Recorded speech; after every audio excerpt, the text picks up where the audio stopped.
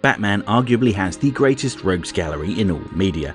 They're deeply flawed, colourful people, often warped by tragedy, much like the Caped Crusader himself. Several Batman villains have earned their place in the public consciousness, like the Joker, Catwoman and the Riddler, thanks to their appearances in movies and animation. However, not every rogue gets the spotlight they deserve, such as the subject of today's video, Professor Hugo Strange. He's an interesting character because he struggled to be adapted in other media, at least until 2004's The Batman. That show's creative team did a pretty good job with him, for the most part. But before I talk about that, let's first set the scene by discussing his comic book origins. Professor Hugo Strange was one of Batman's earliest recurring villains. A mad genius, geneticist and gangster out to expand his understanding of the world through criminality and weird science. The first story to feature Hugo Strange was Detective Comics number 36, just 9 issues after Batman's debut, where he is presented as the Moriarty to Batman's Holmes. Strange is essentially Batman's evil counterpart in terms of intellectual brilliance. After all, in order to become a professor, you first need to have a PhD, no mean feat, have experience teaching, and have tenure. As well as a devious criminal mastermind, he was a geneticist experimenting in altering human DNA, turning people into hulking monster men forced to do his bidding. Most Hugo Strange stories ended with his apparent death, but he would always return at a later date, more devious than ever. While Strange wasn't used at all in the 1950s and 60s thanks to the restrictions placed on comic books at the time, he was a key figure in the 1970s during a lengthy overarching storyline. He returned in the pages of Detective Comics 471, published in 1977, where he set up an exclusive clinic for the wealthy and lured Bruce Wayne in. Strange had deduced Batman's secret identity and planned to sell it off to the highest bidder.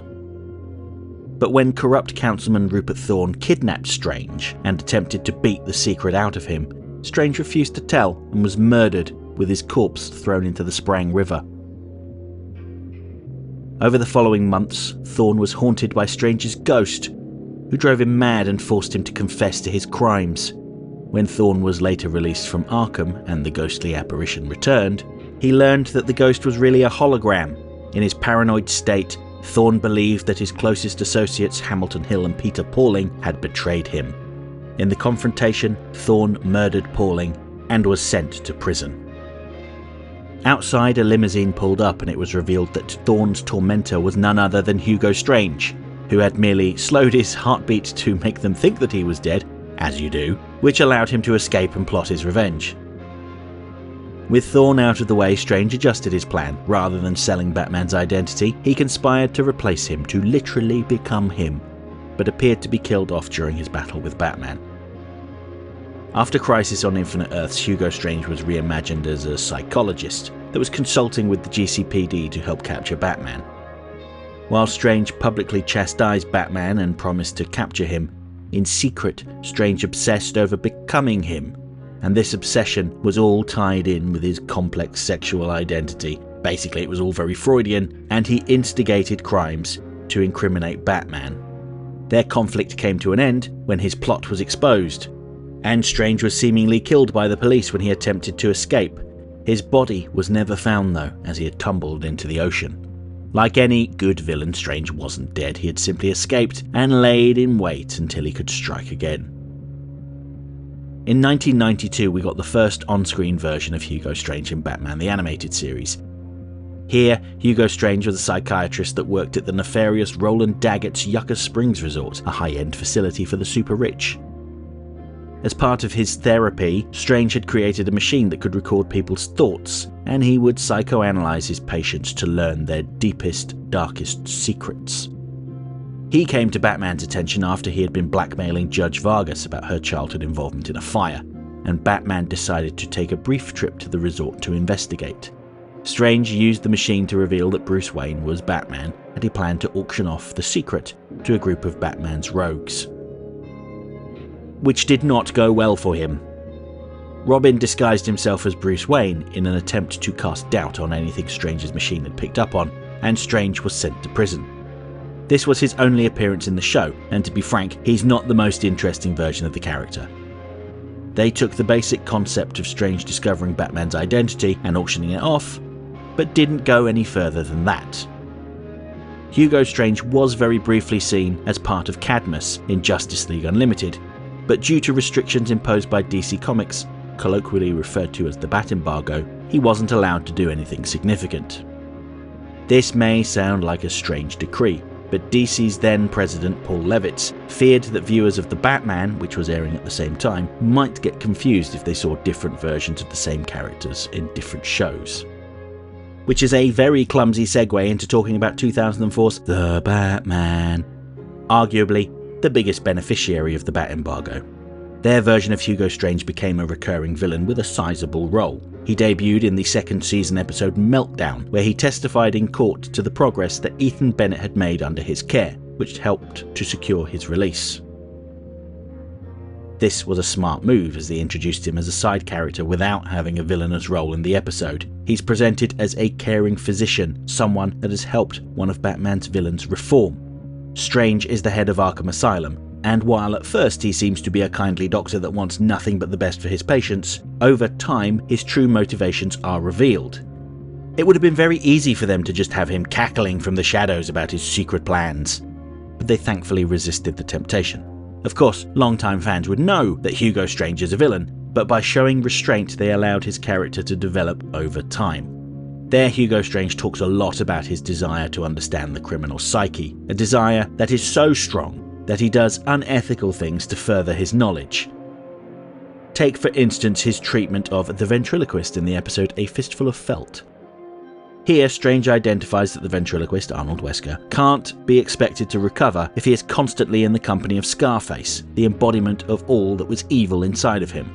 So, Strange takes Scarface away and swaps him for a more friendly figure, Mr. Snoots. It's clear that Wesker is still deeply unwell, but given the fact that Mr. Snoots is a positive influence on him, Strange arranges for his release. This was all a ruse, however, to allow Strange to prove a hypothesis. Strange reinserted Scarface into Wesker's life on the assumption that he'd be incapable of resisting a return to crime. And he was right. Batman chastises Strange for deliberately setting Wesker up to fail, though in truth, he had done something similar himself. He had invited Wesker to perform with Mr. Snoots at the gala opening of a new museum, almost as if he was trying to see if he could tempt Wesker back into a life of crime himself. With his hypothesis proven, Strange was satisfied and Wesker was dumped in Arkham. If Strange had cared about treating him at all, he could have resumed their initial therapy and removed Scarface. But instead, he indulged Wesker's delusion because it suited his plans. Once he was done, Strange left Wesker to rot, which further illustrates his selfishness. Likewise, when the Joker kidnapped Detective Ellen Yin in the episode Strange Minds, Strange presented a device that could be used to go into the Joker's mind to find where he had stashed her. Strange enters the Joker's mind, but he isn't at all concerned about Yin. All he wants to do is mentally probe the Joker further so that he can better understand his unique form of mania. This is also the episode that reveals that Strange's true obsession is understanding Batman. Everything he does from this point on is to better understand who Batman is and why he does what he does. To what ends? The series never really ever says. Strange uses his position as the head of Arkham to map the brain patterns of several prominent villains, Mr. Freeze, the Riddler, the Joker, the Penguin, Clayface, and even himself, to create the ultimate criminal mind, the digitally advanced villain emulator, or D.A.V.E, in a nod to Stanley Kubrick's 2001 A Space Odyssey, which was a computer program that he claimed would be able to solve crimes instantly. D.A.V.E was presented as a tool, something to aid humanity, and could have been his ultimate goal. But in reality it was sentient and had been programmed to escape and commit crimes in order to study Batman and deduce his identity. And it's funny how D.A.V.E refers to itself as a mad psychiatrist using Arkham as his cover. Its artificial brain included Strange's brain patterns, indicating that Strange is aware that he is not well. But with his scheme exposed by Batman, Strange was removed from his position and locked up in Arkham, where he belonged. Strange's next appearance came in the episode Strange New World, where he exposed Batman and Robin to a toxin that made them believe that Gotham had been overrun with zombies. Strange planned to trick them into poisoning everyone in an attempt to combat a non-existent outbreak. While the episode ends with Bruce Wayne being celebrated as Gotham's White Knight, the original ending, as seen in the storyboards, showed Hugo Strange sitting in his cell examining newspaper clippings, with a hint that he had deduced Batman's identity. To find out more, I had spoken to artist Brad Rader about this change, and he reported that no one ever told him why the change had taken place. He was a freelance artist at the time. That's just the nature of the business. So really, all we can do is speculate. Maybe they ran out of time, but I suspect they got cold feet about having a villain figure out Batman's identity. Or at least a significant villain figuring out Batman's identity. Look at what had happened to D.A.V.E. as well as Wrath and Scorn after they found out. Strange was also briefly seen in the episode Rumours as one of the many rogues locked up by the vigilante Rumour. Here Strange psychoanalyzes Rumour, informing him that his whole scheme is less about punishing criminals and more about trying to make up for his own failings as a bodyguard, which did not go down very well at all. Strange's end came about in the finale of the series, the two-part story Lost Heroes, where it was revealed that he had been collaborating with the extraterrestrial threat The Joining in exchange for all the knowledge in the universe.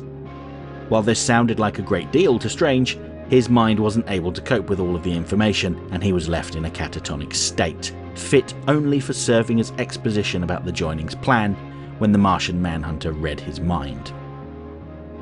It's an undignified ending, and to be blunt, a bit limp considering how strong his earlier episodes were. I get the sense that once Strange was caught, the writers really didn't know quite what to do with him. He was a substitute for the Scarecrow in Strange New World and became a generic cackling supervillain by the series' end. In a way, I feel that he was a good representation of the Batman overall, which by the final season had lost most of its identity and became a generic action cartoon. But let's not discount those earlier appearances. He's a rare example of a character that was handled better in The Batman than he had been in Batman the Animated Series, especially if you disregard the events of Lost Heroes. Given that The Batman lived in the shadow of Batman the Animated Series, I think you could say that, through its version of Hugo Strange, the shadow briefly lifted and The Batman stood on its own.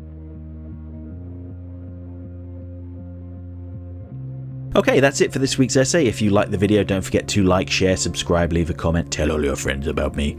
You know how YouTube works. If you really enjoyed the video and have the means, please consider making use of the thanks button to send a buck or two my way, because every little helps.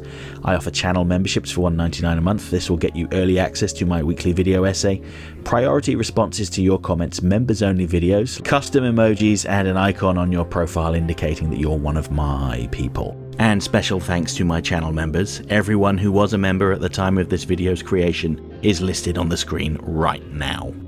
If you want to see your name amongst all these wonderful people, join the channel now.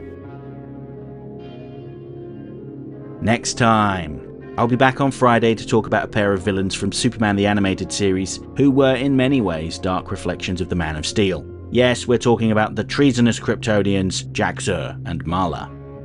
And then next Monday, well, you asked for it, so I'm going to do it. I'm going to make a video about Batman's villainous counterpart from another universe, Owlman, as seen in the movie Justice League Crisis on Two Earths.